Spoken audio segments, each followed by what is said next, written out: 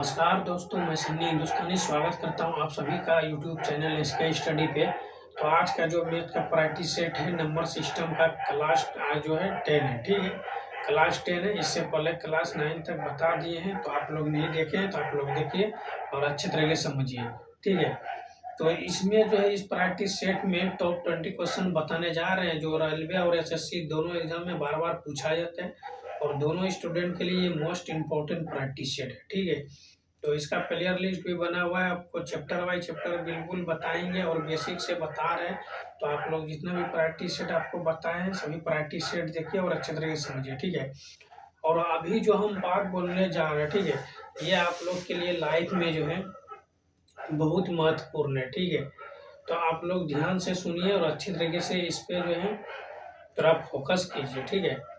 देखिए, एक चीज़ हमेशा ध्यान में रखिए, आप किसी भी फील्ड में रहिए, ठीक है, आपका जो है विचार अच्छा होना चाहिए, ठीक है। विचार अगर अच्छा रखिएगा तो आप जो है, अगर आपका विचार अच्छा रहेगा तो दूसरा आदमी भी आपका विचार को फॉलो करेगा, ठीक है। अगर आपका विचार अच्छा नहीं रहेगा तो कोई भी आपका विचार को फॉलो नहीं करेगा, ठीक। अभी एग्जांपल के लिए ले लीजिए, अभी देखिए एपीजे अब्दुल कलाम जी जो है उसका विचार कितना अच्छा था, वो देश के लिए पूरा जान जी निछावर कर दिया, ठीक है। तो वो सब देखिए कहता है खाली हाथ आए खाली हाथ जाएगा, लेकिन कोई बोल सकता है कि एपीजे अब्दुल कलाम खाली हाथ आए, अम्बेडकर जी खाली हाथ आए, महात्मा गांधी जी खाली हाथ गए हैं।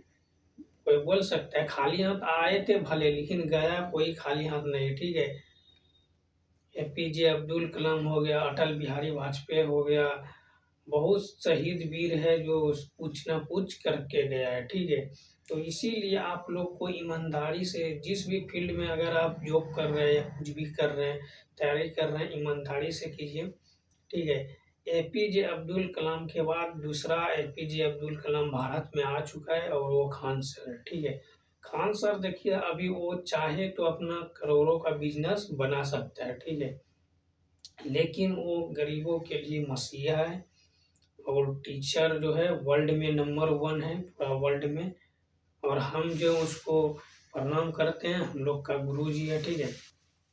तो ऐसे सब शिक्षक जो है अगर मिल के अच्छे तरीके से काम कर रहे हैं तो और बढ़िया वाली बात है। जो काम नेता सबको करना चाहिए वो काम जो है टीचर लोग कर रहा है, वो शिक्षित है, उसको जो है समझदारी है अपना, ठीक है, कि हमको क्या करना चाहिए। तो यहाँ पे कुछ लेके तो जाना नहीं है, लेकिन कुछ ऐसा करना चाहिए कि वो जाने के बाद भी उसका नाम अमर हो जाए, ठीक है।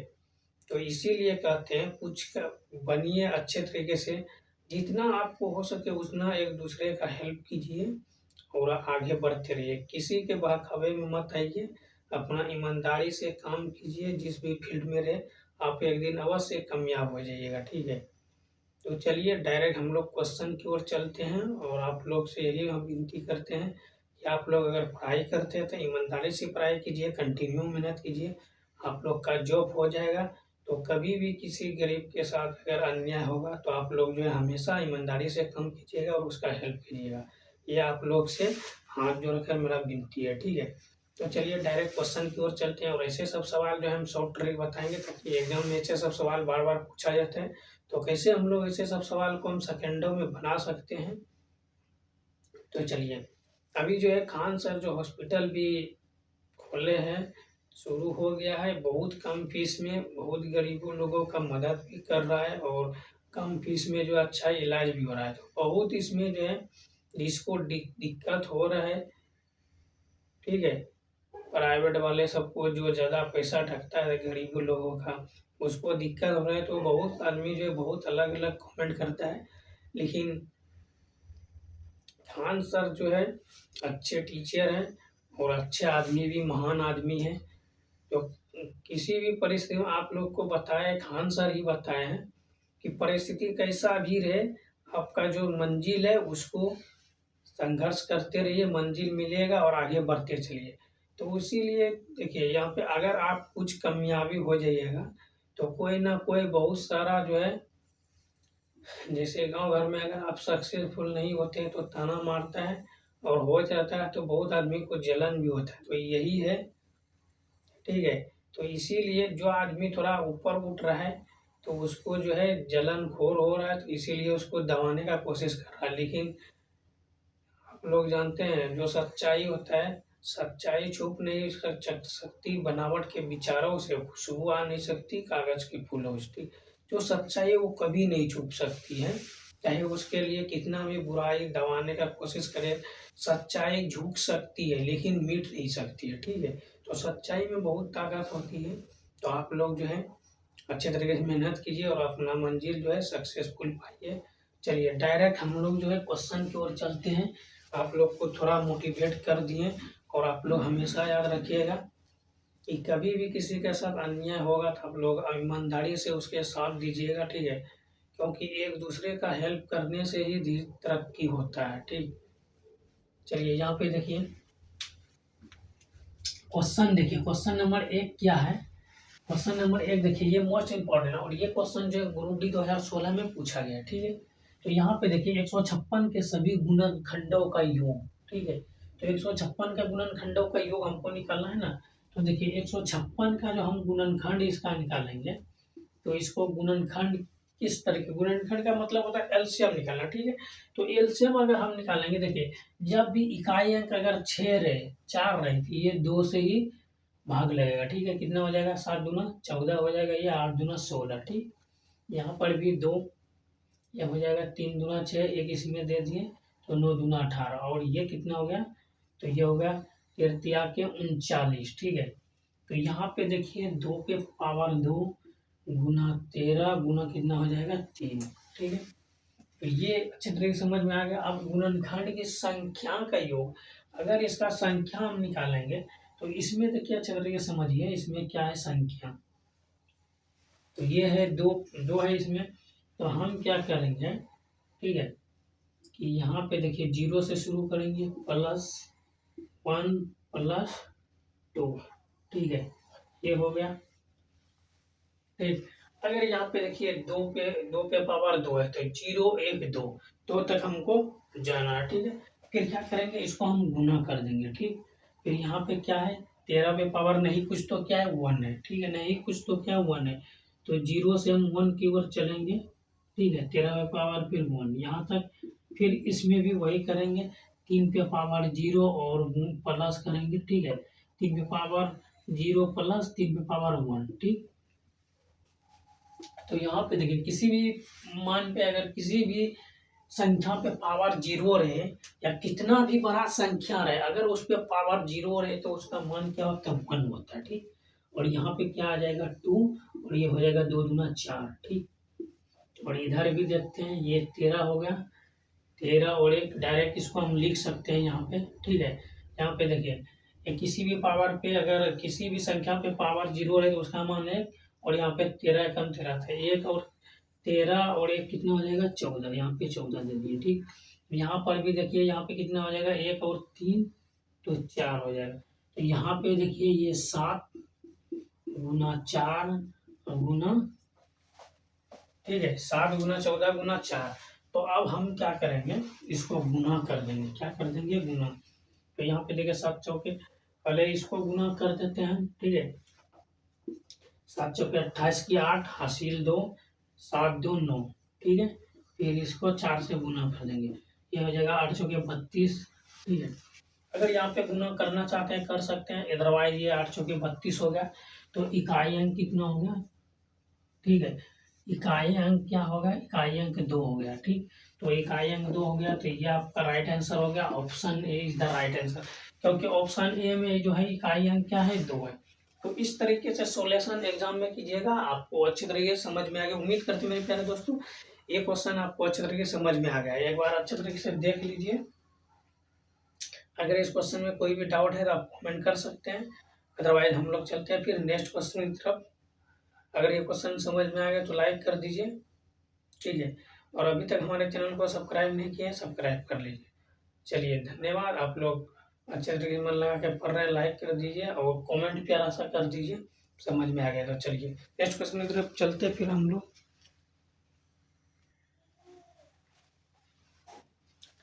देखिए ये क्वेश्चन नंबर 2 है और ये मोस्ट इम्पोर्टेंट है, इससे सब सवाल एग्जाम में बार बार पूछा जाता है, समझने की क्वेश्चन को समझने की जरूरत है। क्वेश्चन को समझिए और ऐसे सब सवाल एग्जाम में सेकेंडों में बना सकते हैं। कैसे? तो आप लोग देखिए कैसे बना सकते हैं। क्वेश्चन क्या है? सबसे छोटी प्राकृतिक संख्या है जिससे 216 को गुना किया जाए ताकि गुणनफल के गुणनखंडों की संख्या विषम हो। ठीक है, तो एक चीज हमेशा याद रखें, क्या आपको याद रखना है? ठीक है, कभी भी गुणनखंड की संख्या अगर वो पूर्ण वर्ग है तो गुणनखंड की संख्या विषम होती है। ठीक है, यहाँ पे देखिए ये लॉजिक,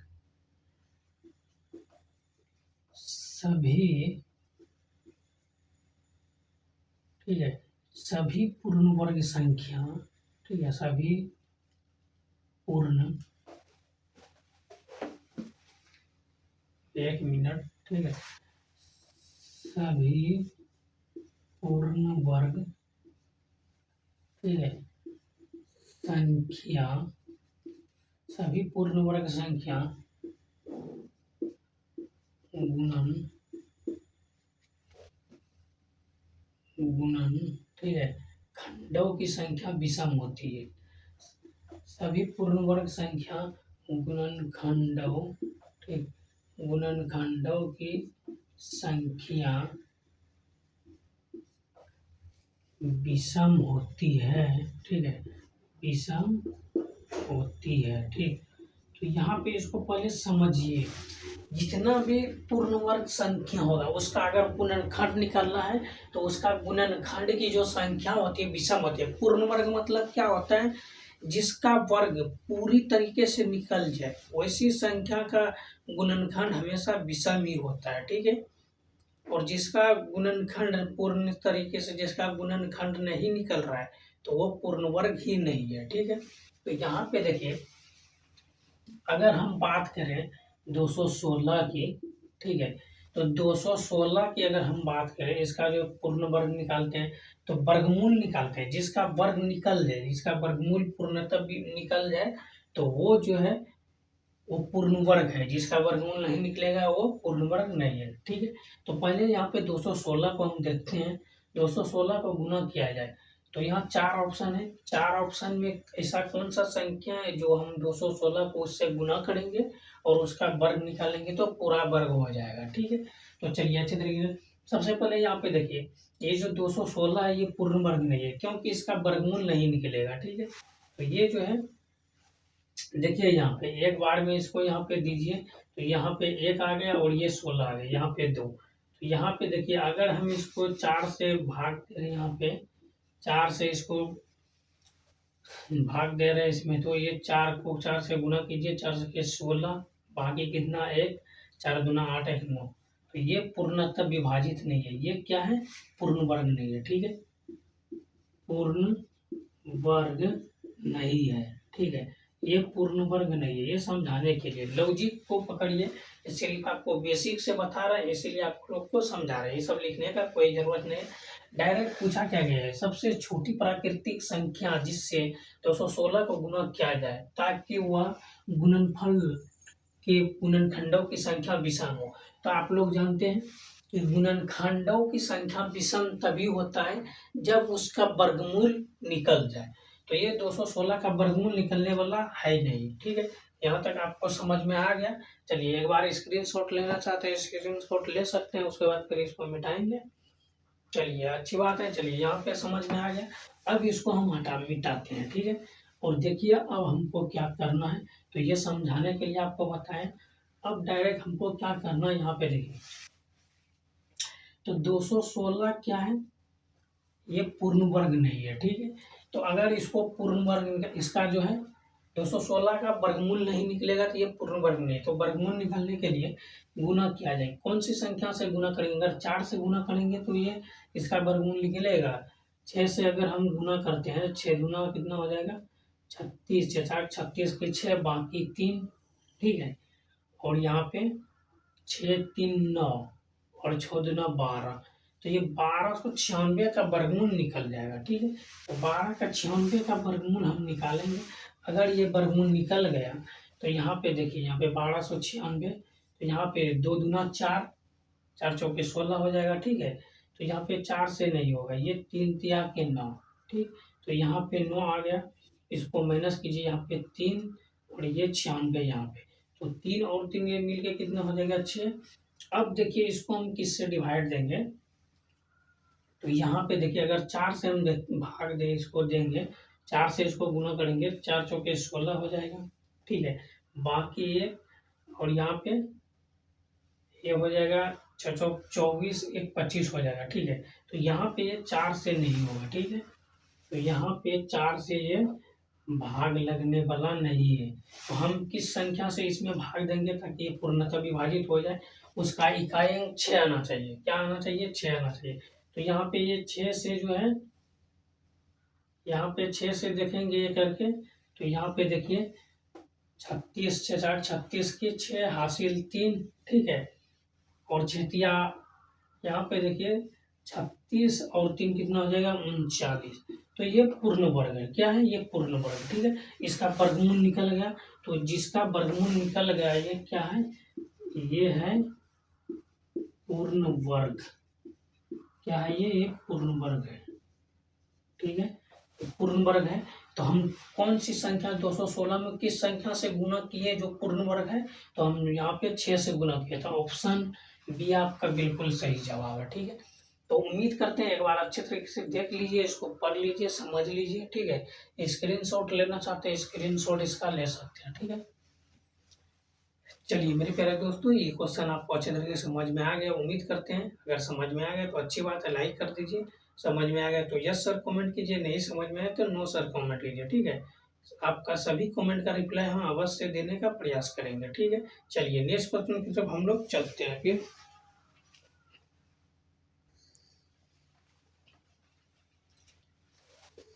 देखिए ये क्वेश्चन नंबर 3 है और ये मोस्ट इम्पॉर्टेंट क्वेश्चन है। तो ये आइए आपको बिल्कुल शॉर्ट ट्रिक बताएंगे, ऐसे सवाल एग्जाम में बार बार पूछा जाता है। तो क्वेश्चन क्या, निम्नलिखित में से कौन सी संख्या के गुणनखंडों की संख्या सम संख्या होगी, ठीक है। तो ये क्वेश्चन 2018 में ग्रुप डी में पूछा गया है, ठीक है।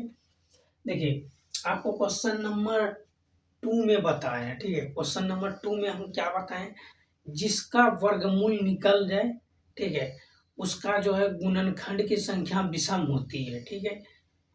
जिसका वर्गमूल निकल जाए उसका गुणनखंडों की संख्या विषम होती है, और जिसका वर्गमूल नहीं निकले तो वो जो है उसका गुणनखंड की संख्या सम होती है, ठीक है। जिसका गुणनखंड नहीं दिखे, जिसका वर्गमूल नहीं निकले, वो संख्या क्या होती है? वो पूर्ण वर्ग नहीं होती है, और उसका जो है गुणनखंड की संख्या विषम होती है, ठीक है। ये बात हमेशा याद रखिएगा, ठीक है। तो यहाँ पे सम होना चाहिए।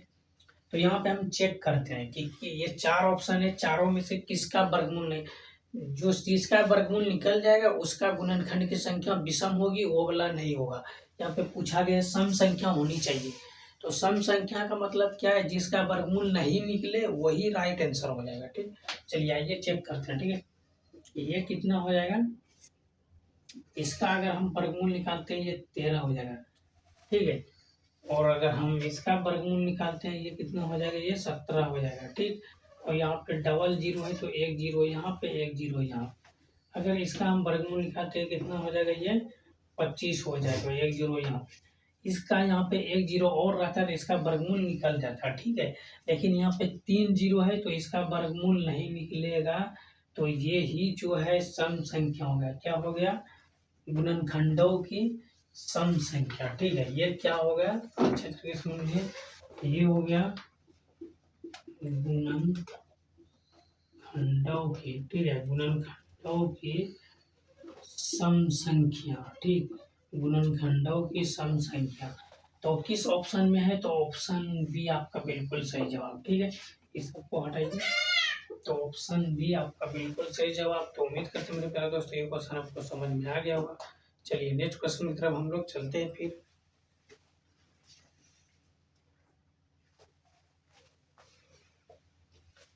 देखिए ये क्वेश्चन नंबर 5 है और ये भी मोस्ट इम्पोर्टेंट क्वेश्चन है, और ये क्वेश्चन भी एनटीपीसी सीबीटी 1 एग्जाम 2024 में पूछा गया क्वेश्चन, यानी कि 2 साल पहले पूछा गया है। हाँ, और ऐसे सब सवाल बार बार पूछा ही जाता है, ठीक है।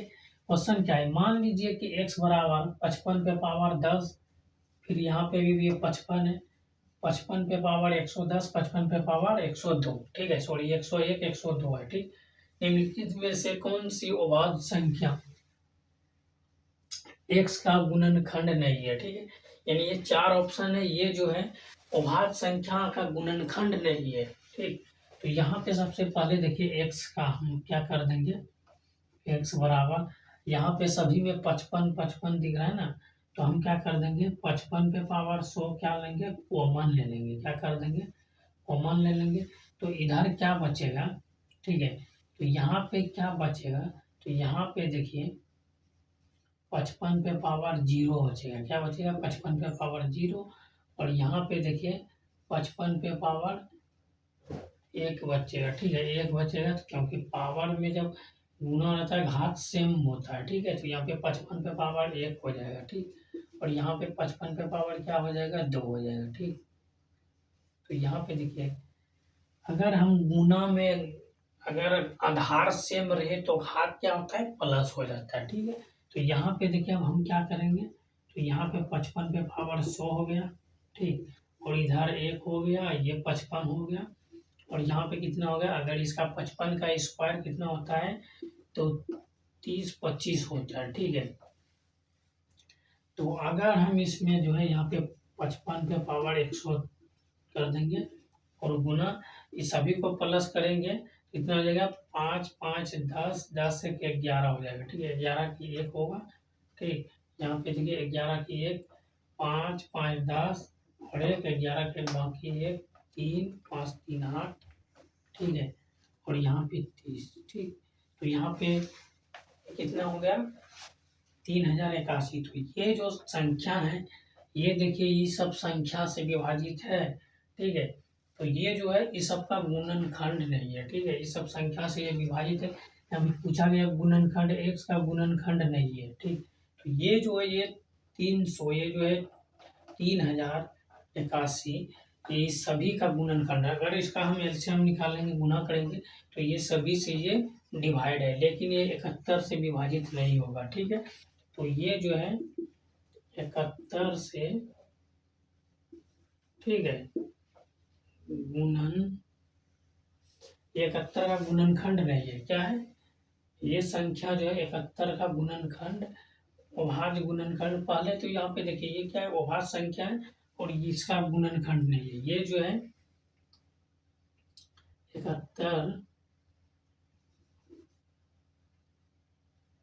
71 क्या है, एक गुणनखंड की संख्या नहीं है, 71 गुणनखंडों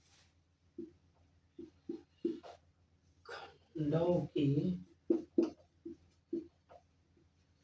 संख्या नहीं है, ठीक। ये ऐसे लिखने का तरीका नहीं है, ये लिख देते हैं आप लोग एग्जाम में, इसको मत लिखिएगा, ठीक है।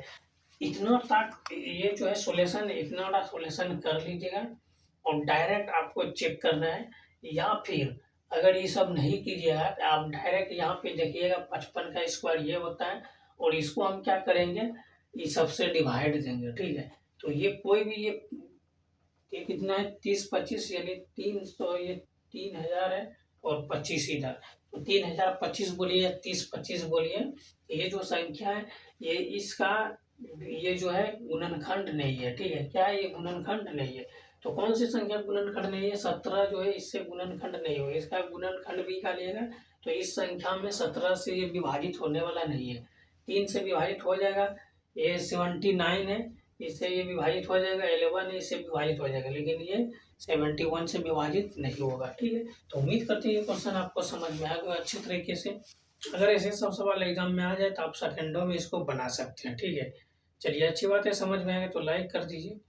चलिए नेक्स्ट क्वेश्चन की तरफ हम लोग चलते हैं।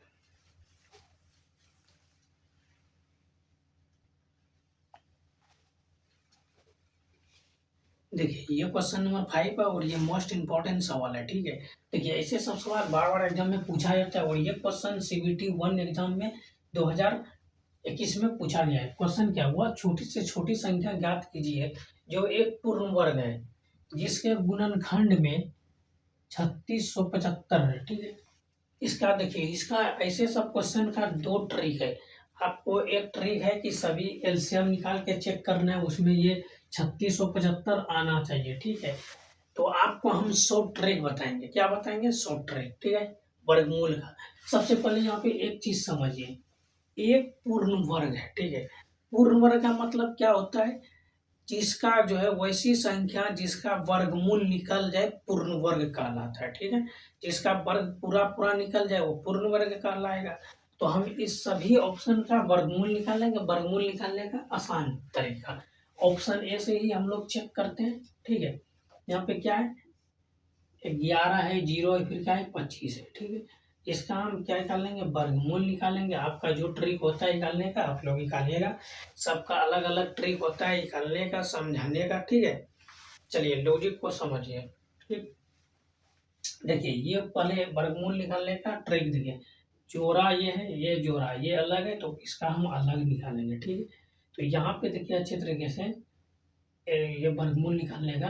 तो यहाँ पे क्या है? एक है, तो एक से इसको हम यहाँ पे भाग देंगे, ठीक है। एक बार में इसको हम जिस तरीके से भाग में अति करते हैं, भाग बनाते हैं, उसी प्रकार से यहाँ पे एक से एक बार में इसको खिलाएंगे, ठीक है। तो यहाँ पे देखिए एक से एक बार में इसको कटाएंगे, ठीक है। यहाँ पे एक है, तो एक है, हम एक, यहाँ पे एक में एक गया तो क्या बचाएगा? यहाँ 0, तो इसको हम काट देंगे, माना कुछ भी नहीं जगह, ठीक। तो एक ये और ये क्या हो जाएगा? 2 हो जाएगा, ठीक। अब यहाँ पे कितना आ गया?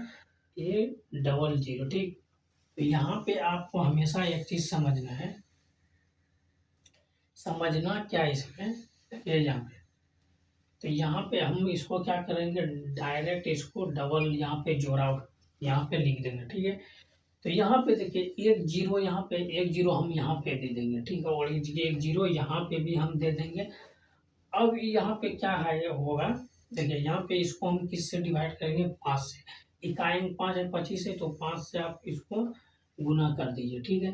तो 5 से गुना कीजिएगा, तो 5 को गुना कीजिएगा, 5 को 5 बार पढ़िए तो ये 25 हो जाएगा, ठीक है। और 5 गुना कितना हो जाएगा? 10 हो जाएगा। तो ये जो है अच्छे तरीके से ये पूरा 0 हो गया, ठीक है। तो यह क्या है? यह एक पूर्ण वर्ग है, ठीक है। ये क्या? ये एक पूर्ण वर्ग है, ठीक। तो इस ऑप्शन में ये आपका राइट आंसर हो रहा है, ये पूर्ण वर्ग हो रहा है, तो ऑप्शन ए आपका बिल्कुल सही जवाब है। आगे चेक करने का हमको जरूरत नहीं है, ठीक है। तो ऐसे ही आप लोग जो है आगे चेक करने का कोई जरूरत नहीं है। और ऐसे भी आप डायरेक्ट अगर वर्गमूल निकालने जानते हैं तो आप डायरेक्ट भी देख सकते हैं कि किस ऑप्शन, ये जो ऑप्शन दिया है किसका वर्गमूल निकल सकता है, किसका नहीं निकल सकता है। अगर मान के चलिए ऑप्शन में 625 दे देगा, तो 625 का 25 का वर्गमूल 625 होता है, तो आपको पहले पता चल जाएगा ये जो है पूर्ण वर्ग है, ठीक है। तो उम्मीद करते हैं आज का क्लास आप लोग को अच्छा लगा होगा। तो आज का क्लास अगर अच्छा लगा तो वीडियो को लाइक कर दीजिए, और चैनल पे अभी तक सब्सक्राइब नहीं किए हैं चैनल को सब्सक्राइब कर लीजिए, ठीक है। तो चलिए मिलते हैं फिर नई वीडियो के साथ, तब तक के लिए जय हिंद, जय भारत।